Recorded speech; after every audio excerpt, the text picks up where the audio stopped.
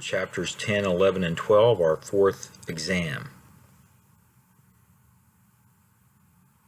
Chapter 11, Interest Groups.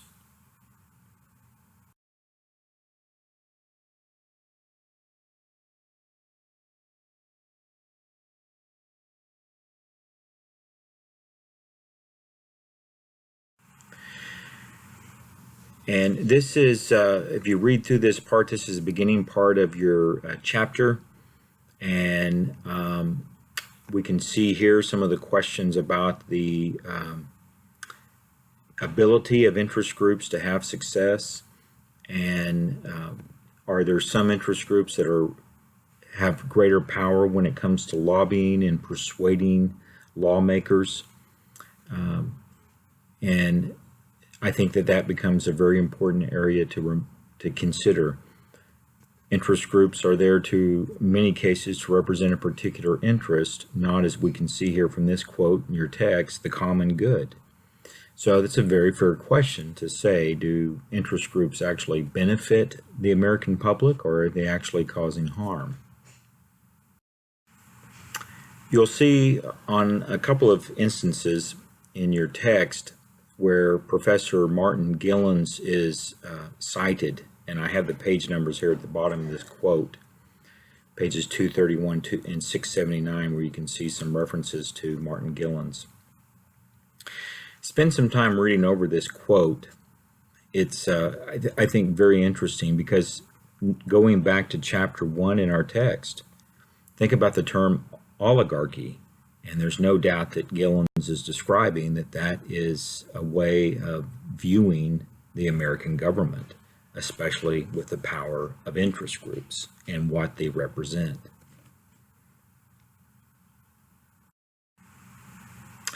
And perhaps interest groups have that type of power. Now going back to this court case, which is 8 years old now, referred to as the Citizens United case. And so corporations can give an unlimited amount of money. If we view that giving money is an act of expression, like freedom of speech, and so someone's expressing themselves when they spend their money, can we then, if we view corporations as individuals, should there be a limit on what corporations spend? But does this create such an unbalanced playing field that these type of rules allow for a game to be played in which one side can never win? So that becomes the question about the outcome of the case Citizens United. It goes on in other areas, where the money goes. So you can have specific limits on where money goes directly to a candidate, and then there's ways in which that money goes around it. In some ways, money in politics is like the power of water. You try to dam up water and it goes around it, and different ways of looking at how water, the attempt to try to control it. Can you control the flow of money? And those who have more money, are they just able to give more money in indirect ways to the campaigns to make sure that their interests are going to clearly be represented? And so that becomes the issue here. Dark money, Citizens United. Think about these ways in which money is used in politics. And then we can see about deductions for tax purposes to identify or form a group that's called a social welfare group. And then you can end up giving that money. You don't have to disclose who's in the group. You can deduct the dues as a business expense, and then you can give the money, part of it at least, that you're raising to candidates. And that's all part of what's referred to as dark money, that you would not know where the money's going and who has it. And so again, we can see another case, the McCutcheon case. So the amount of money that wealthy donors can give to candidates in political parties. I would think for just about everybody, if not everybody listening to this, taking this class, that if you say, look, your limit is $1,000 to a candidate or $5,000 to a candidate, we're pretty much thinking that's a tremendous amount of money right there. Wouldn't really want to give that much to a candidate at any given time, couldn't do that. But we also are aware that there are people that $5,000 or $1,000 to a candidate is nothing. I mean, that's something that they could write off and not miss at all. So we can see there a considerable disparity when it comes to contributions. And we're seeing perhaps this create even this disparity even more. This book, Capital, it's now been out for 6 or so years. Thomas Piketty, a French economist, has pointed out in the 21st century, we're increasingly going to see a greater gap between the have and the have-nots, and the money gap is going to continue to grow. What can be done about that? And it's not as if anyone has really a set answer, but perhaps there's a need politically to address this issue. If people are making more of their money from their investments than they are through their salaries, and that's where the gap continues to grow, and salaries really don't increase, but investments do, then we can see, indeed, every one of us knows the saying, the rich get richer. That's exactly what will happen. And so if it continues to be that case, we continue to have this disparity, and it may reflect in our frustration in our political system. Well, interest groups can make a difference. Maybe the interest groups, is what I've just previously said, help one group more than another, but there are other groups, and there are explanations why any one of us would join an interest group. And really, for most people in the United States, they do belong to some form of an interest group. So you may join because it just creates companionship, and people live better and more enjoyable lives if they are with other people. So that can be a reason to join. And maybe there are specific issues that you clearly believe in and you want to make a difference. And so that can be a reason why people join. And you want to have a financial benefit. That can be a reason why people join an interest group. So we see lots of reasons why people may join, and this has been an observation that's been about this country for well over 100 years, actually going on close to 200 years. But Alexis de Tocqueville from France observed in the United States, 1820s, 1830s, that the United States was a nation of joiners. There certainly were plenty of people that couldn't join activities back then, but those who could did and continue to join interest groups. But there has been some questions about where this is all going, and this is a book that's now over 20 years old, but I would encourage any one of you to read this book and get some ideas about the American culture and this whole idea of joining organizations, the American community. Fabulous writer and a fantastic researcher, Robert Putnam. Bowling alone. So his observation was that people continue to bowl, but they don't join bowling leagues, so they bowl alone. And why are people joining groups or continuing to join groups at the same levels? So as I mentioned, it's over 20 years old now, this observation and the research, but Americans who attended a public meeting, a town hall meeting, a school meeting, it was cut by 40%. We have to assume that it probably hasn't really increased.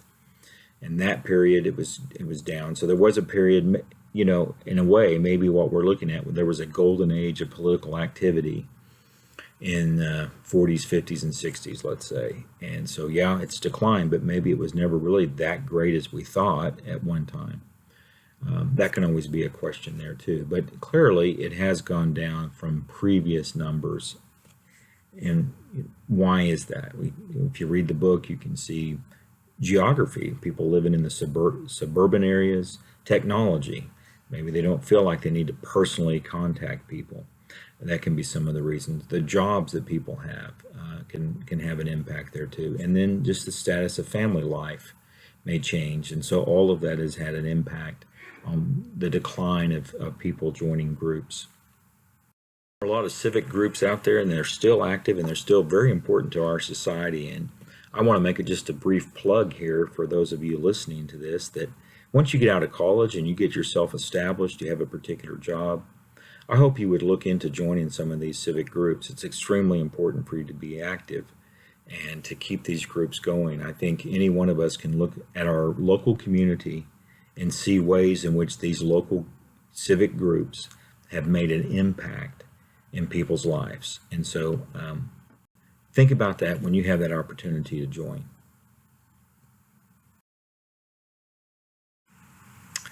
Now, maybe what's happening is we should perhaps not have as great a concern as Putnam suggests, and that technology may actually give us ways to connect that we couldn't in the past. And we certainly know that through Facebook. Maybe here we can also see it through just making connections and contacts with people for their personal relationships. And this number actually that I have there is a little bit out of date, but I would think everyone taking this class knows of somebody who's married to somebody else that they met online. And so that certainly is perhaps what we're seeing as a change in our society through the use of technology. When you look at interest groups try to promote themselves, and some of the ways that they can do that is just through the imagery that's done. I mean, this is just similar to advertisement for a private company. How do you sell the organization? And so the symbols can be ways of doing this. These are two very recognizable symbols. Maybe some of you are aware of the lawsuit that the World Wildlife Federation went through with World Wrestling Federation. And WWF, World Wildlife Federation, was able to successfully argue in court that they were older and therefore that they should be able to keep these initials, not the World Wrestling Federation. And so if you follow that, it's now referred to as World Wrestling Entertainment, WWE, and this is the WWF.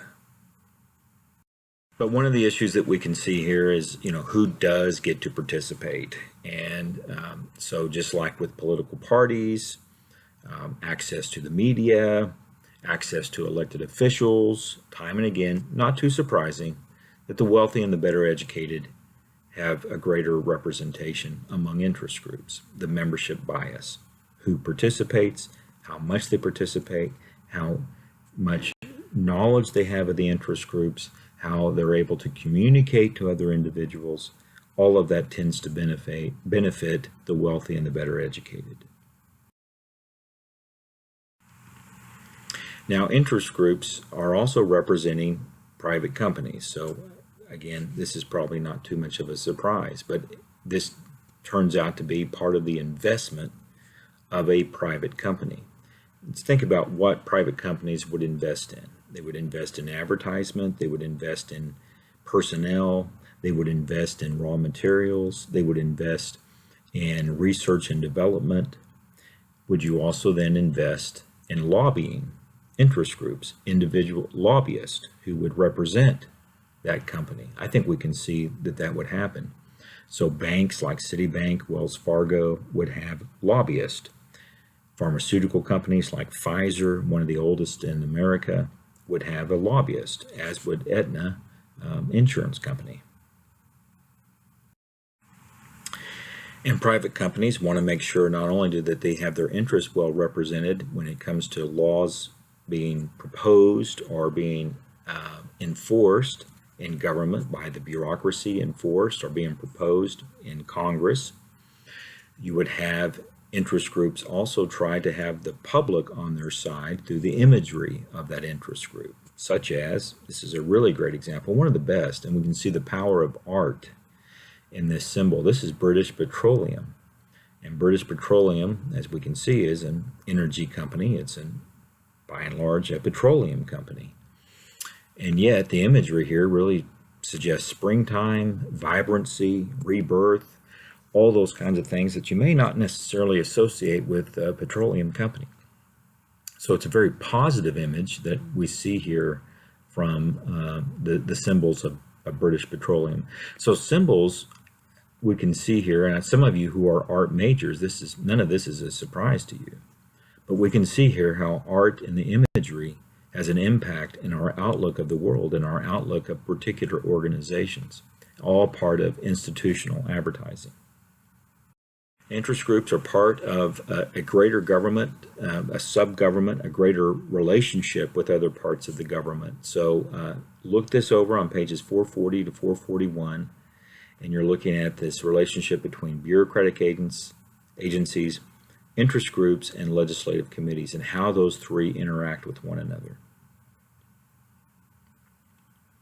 So as we can see here, we're going to bring up this concept on two other occasions, when we cover Congress in our next chapter, and then when we cover bureaucratic agencies, which will be chapter 14, our next to last chapter.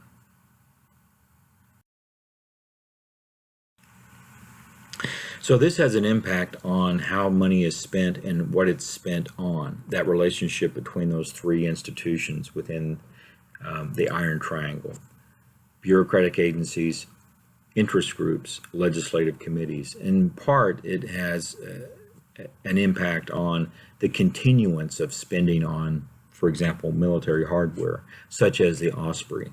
This is an aircraft that can maneuver like a helicopter or an airplane. It has had some success. It's an important part of the Marine Corps. However, in the early stages of this craft, it was not successful, and it was actually deadly.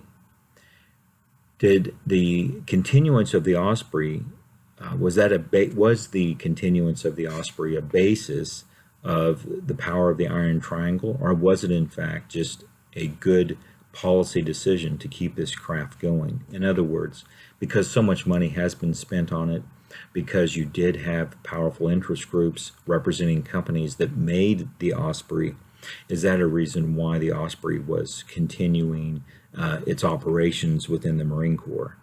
I don't know if we can ever fully answer that question one way or the other, but we can see here that companies that get military contracts would also have lobbyists and try to make sure that they were going to keep those contracts going. A lot of money is spent on the military. So roughly we have this amount of money here, and you can see some references to the amount of money that's being spent on the military. It's actually increased since this time, beyond $600 billion.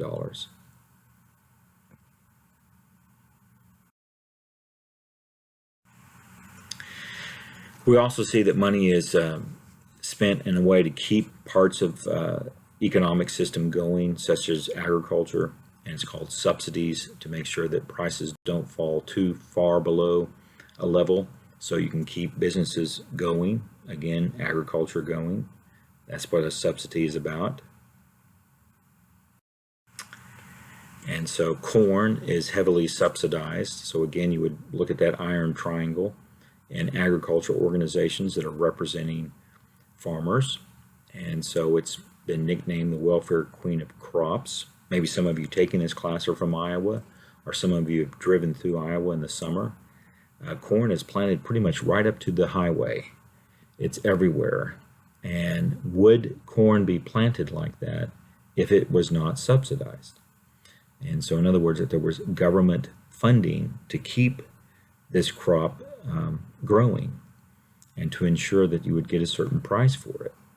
So that's part of the Iron Triangle, and it's also part of government policy today. Different theories about competing interest groups and who has the power. In many ways, if you look at Martin Gillen's theories and his descriptions of power, and perhaps even more so now with the Citizens United case, elite theory is a better way of describing this. A group of wealthy, educated individuals that hold most of the power, an oligarchy. Or is it a case in which we have competing interest groups, and through that competition we determine policy, so that there are ways in which people are not part of a select small group that dominate the system. You can go outside of that group to actually have influence and power, the pluralist theory. And this was brought out in chapter 1, the pluralist theory.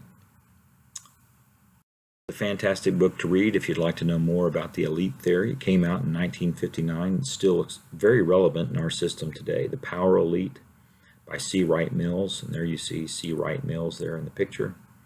But you have a small group of people, an oligarchy that really controls the system.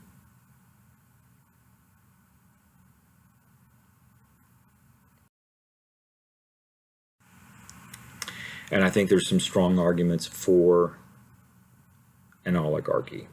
Troubled Asset Relief Program came out in the 2000s, 2008, 2009, I believe. There were 2 times there were bailouts.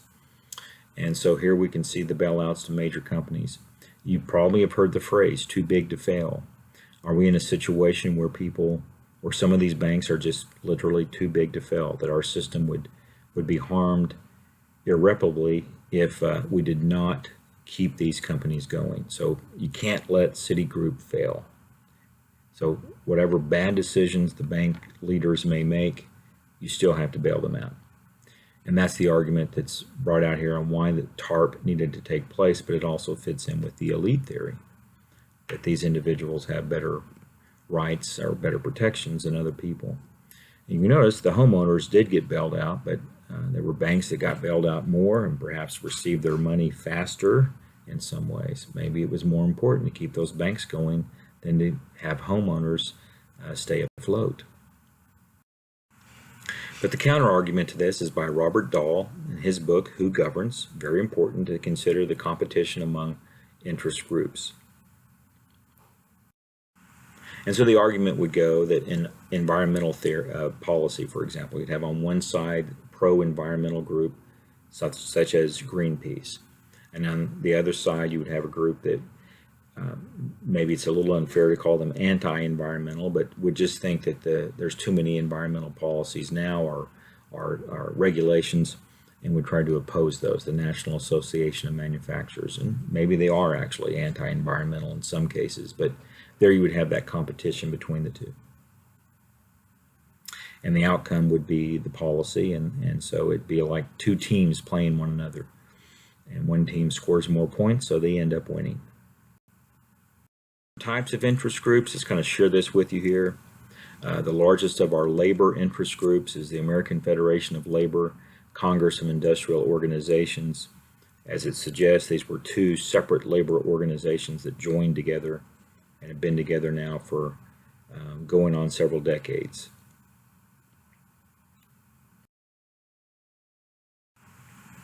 We're probably not too surprised by this. I mean, many of you just think of your own household, your own background.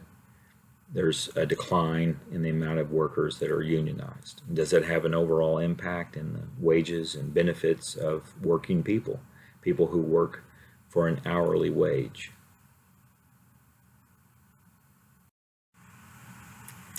Well, this goes back to the question, does it make any sense to join an interest group? Why should you even begin to join one? And is rational choice is based on this idea, this exercise of reason. And so there you can see a definition that you can use for reason. We use reason all the time. Do you make rational choices in terms of what you do in your daily activity, what you do in the direction of your life? I think by and large we do. Perhaps there are times in which we don't. And so, is there a rational choice in joining an interest group? Well, there should be benefits to join an interest group. We kind of describe those, as collective goods. But there can also be cases in which people enjoy the benefits and they did not do anything to really deserve them or they didn't work to acquire them. They're free riders. And so what does it mean if you have free riders in the system? That becomes a big question there. So this is another really good book for you to consider and read. Economist Mancur Olson concludes that there really is not much of a rational reason to join an interest group. You have to then have benefits for the people who join the groups, the logic of collective action. So on its own, doesn't make a whole lot of sense to join an interest group. You have to have those individual benefits to do so.